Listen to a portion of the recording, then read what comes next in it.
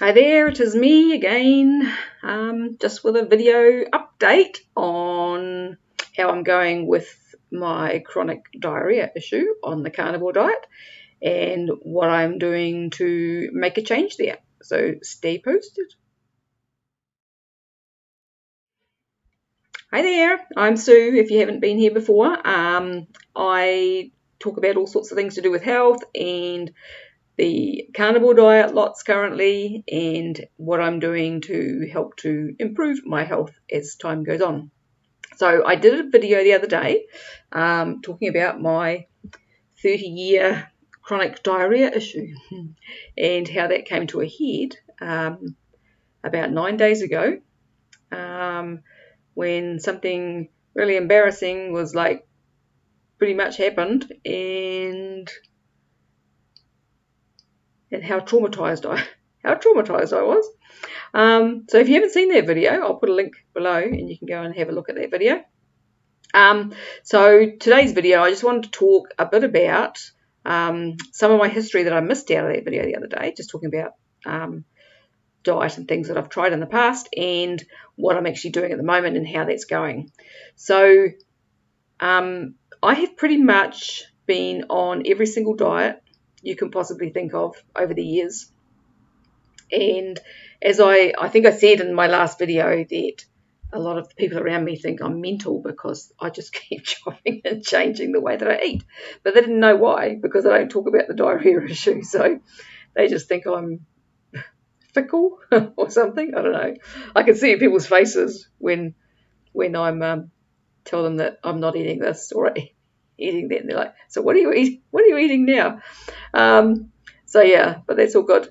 So in the past, I have been vegetarian for about 10 or 12 years, and in amongst that, I was vegan for 2 years.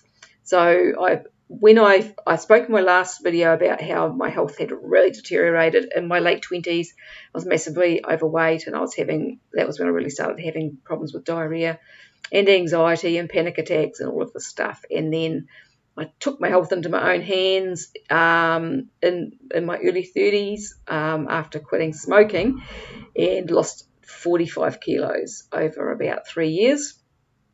And through that time in my early 30s, I started kind of heading into a vegetarian diet. I'd played with vegetarianism even in my teens. My dad's vegetarian and has been for a very long time, so he was a big influence on me when I was growing up. And then, all the stuff, because I was interested in health and interested in looking at, like, trying to resolve what was going on with me with my digestive system. All the information out there is based around plants and how healthy they are for you. So between my upbringing and all of that stuff, that was kind of where I headed. So I kind of gradually, I don't even think it was a decision, but I just kind of started moving into a vegetarian diet. And then in my mid-30s, a friend gave me a book called Improving on Pritikin You Can Do Better by Ross Horn. Now, Ross Horn had been the spokesman for the Pritikin diet in Australia, and then he had realised that it wasn't the answer and ended up a fruitarian. Now, my friend who gave me the book, she had rheumatoid arthritis that she had got when she was very young, and she'd had multiple surgeries, and her arthritis really affected her. She had spent times of her life when she was young bedridden. And so this was a strategy that she used sometimes, was to go onto a fruitarian diet, and that would give her improvement. And she told me that when she was given that book by a friend when she was bedridden after having her daughter, and she said she went from bedridden to running on the beach within 6 weeks just by going onto a diet of fruit from her normal diet.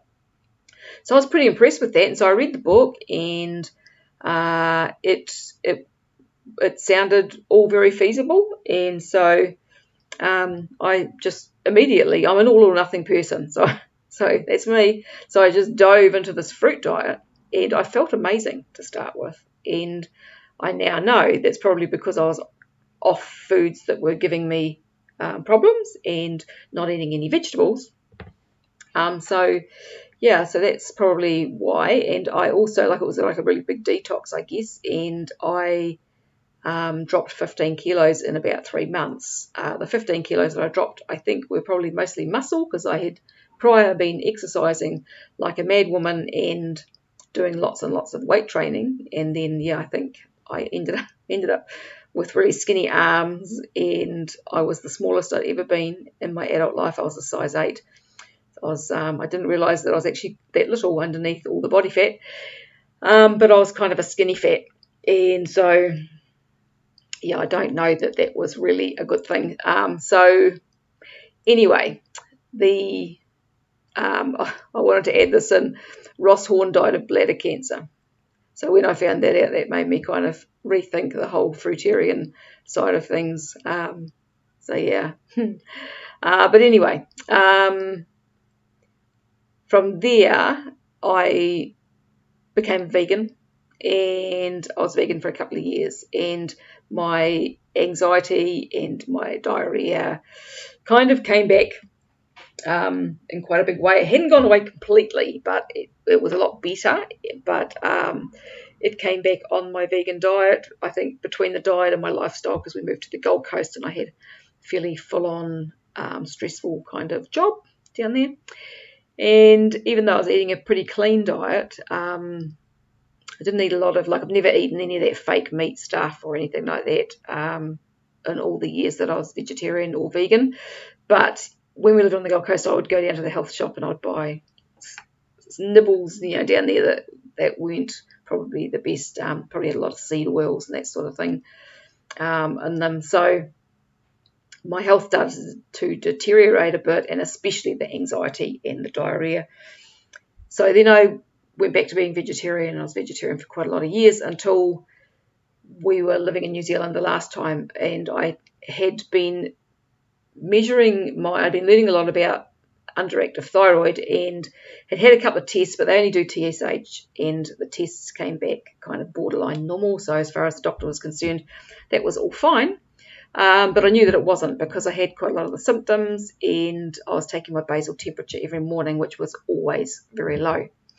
So when we lived in New Zealand last time, probably around about 2006 it would have been, I think, I started eating meat again, which was kind of like changing religion. But man, it made a difference to the way I felt, the way my muscles felt, and I couldn't get enough of it for quite a long time. So that was when I started eating meat again and gave up being vegetarian. So since that time, I've had some major stress in my life and ended up with Graves' disease, which is the other extreme with the thyroid, where it's overactive. When that happened, that was in 2011. I was diagnosed with that. It had been building up for a while before that. But when I was diagnosed, I, again, didn't want to do the mainstream thing, so the medical thing. So I started looking for other answers, and I went on a juice feast. So juice feasting is where you live just on juice, between 3 or 4 litres of fresh juices a day. And I did that for 78 days, which is quite a long time. My goal was 90 days, but we were actually coming over to New Zealand on holiday, and so I had to stop earlier. The juice feast pretty much kind of almost stopped my symptoms in their tracks, made them massively, way better. And so I, as far as I was concerned, I was on the right track. So I stayed on the juice feast. When I stopped it, my digestive system was quite bad. I wasn't digesting food. My chewed up food would just pass straight through me, and the diarrhea was pretty constant. So I went on to the GAPS diet. So I read a book about the GAPS diet by, what's her name, Dr. Natasha Campbell McBride, I think her name is. So she coined the term GAPS, which stands for Gut and Psychology Syndrome. So I went onto her diet and did lots of bone broth and things like that, and that made a difference, but didn't resolve things completely, but it did make a difference. But I still had, even after that, still had a lot of years where I wasn't digesting food. I would go to the toilet for number twos 10, 15 times a day easily.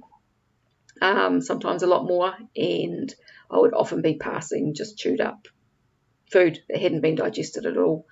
So I knew there was a problem, just wasn't quite sure how to fix it. So I've tried since then a number of other diets. I was, so in the past I had been dairy free for years because I realised that milk didn't agree with me, and then in more recent years I'd gone back to eating cheese, but didn't really do any other dairy very much. It's gluten free from the time I was diagnosed with the overactive thyroid. Was gluten free strictly from then. Also stopped eating any corn because I realised that corn was an issue for me. I have, what else have I done? I've got some notes here. Hang on a tick. I've been on raw food diets in the last probably 10 years or so, 15 years. I have gone back to try different raw food, vegan type diets. I mean, even last year, hubby and I decided we were going to go back to vegan again after watching that stupid documentary on Netflix that, I can't think what it's called, but the one about all the propaganda about the vegan diet, which has all been debunked by the carnivore doctors. After watching that, because it was kind of convincing, you know. So yeah, we decided to try a vegan diet, but it didn't last very long. So yeah, raw food. I tried a starch diet after reading Dr. What's his name, McDougall's book. I tried the starch diet. That was last year, I think. I was after the juice feast and the GAPS diet. I was on paleo and the paleo autoimmune diet, which helped at the time. Didn't fix things, but kind of helped. And then keto, I've played with a couple of times. And then, of course, I was on keto for 2 months before I switched to the carnivore diet. So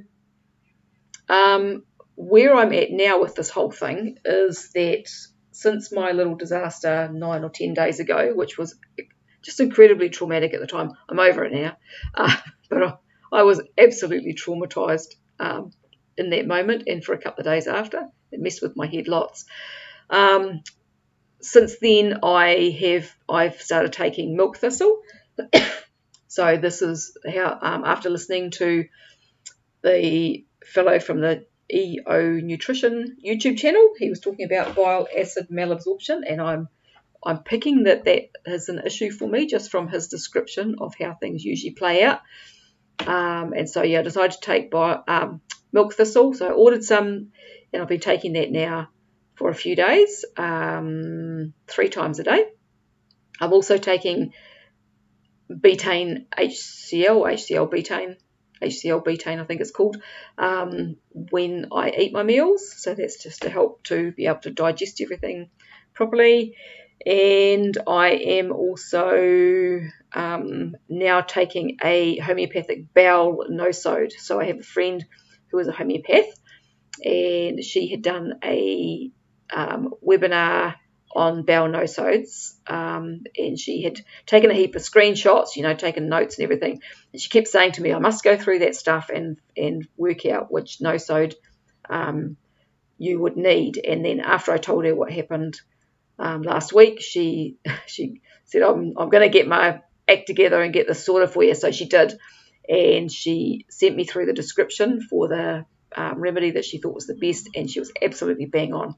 So she brought that remedy out to me on Friday, bless her, and so I'm now taking that as well. So that's just a once a day 3 drops for about 3 months. So I'm kind of hoping, praying, and honestly picking that what I'm doing is going to make a massive difference. The last few days, things have just been kind of getting better and better since I've been taking the milk thistle. I had started taking reishi again as well. I haven't taken it the last couple of days. I'm not sure whether to keep taking that or not. I've actually forgotten about it yesterday and today. But reishi, according to some research that I've looked at, is supposed to help to stimulate FXR as well, which I talk about in my last video. So if you haven't seen that video, go back. As I said, I'll link to that one below and have a listen to that. It's quite a long one, but I was a little bit emotional in there. But yeah, I've got the information about that all in there. So yeah, I'm unsure. I probably will take the reishi, maybe off and on, maybe not every day, but the milk thistle is the big one that I want to stick with, and the HCl betaine and this bowel nosode right now. So yeah, so that's kind of where I'm at.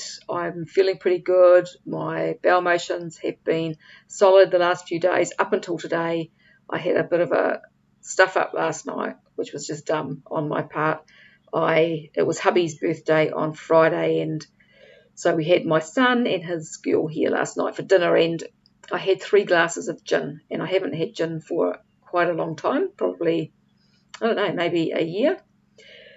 And I woke up, went to bed at midnight, woke up at 2:30 this morning with abdominal pain and just feeling really bad. So my diet, the food that I ate last night for dinner was all fine. That was all carnivore and didn't stray from there. But the gin obviously was an issue, and I remembered afterwards that was why I stopped drinking gin, was because it would cause me abdominal pain and make my digestive system inflamed. So it's funny because I change things, and then sometimes you just forget why you changed them. So that was why I had stopped drinking gin. So I won't be drinking any more of the gin. So I woke up this morning feeling pretty bad, but feeling quite a bit better now. So yeah, so apart from my stuff up last night, things have been gradually just getting better and better the last, I think, Thursday and Friday this week. I didn't really have much in the way of anxiety, was just feeling really settled and yeah, pretty good. So I am optimistic going forward. I will update more on this.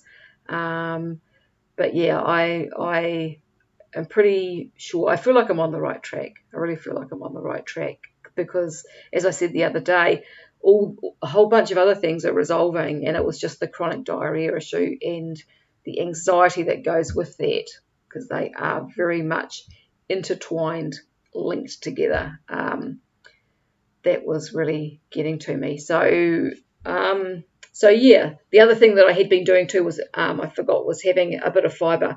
So I'd had cauliflower a couple of times, and then if I wasn't having any of that, I'd just have a little bit, maybe half a teaspoon of psyllium in water. But I'm stopping that at the moment to see how I go just with the milk thistle and the HCl betaine, and see whether things still continue with the improvement. So that's where I'm at. So if you have enjoyed the information, if you like what I'm talking about, if you're interested, please subscribe to my channel. Also, please like this video. People who have been suffering from chronic diarrhea need to know about this bile acid malabsorption thing. It's taken me all my life. I'm 58 years old, and it's taken me all my life to actually come across this after years of researching all of this sort of stuff and more, So it's not something that's known about, and people who with IBS and suffering from diarrhea need to know about it, because if that is them, then it's potentially a reasonably easy fix, or something that's going to improve their life lots. So yeah, so subscribe, like, share the video with anybody you think might be interested, and I thank you for watching, and I will talk to you again another day. Okay, bye-bye.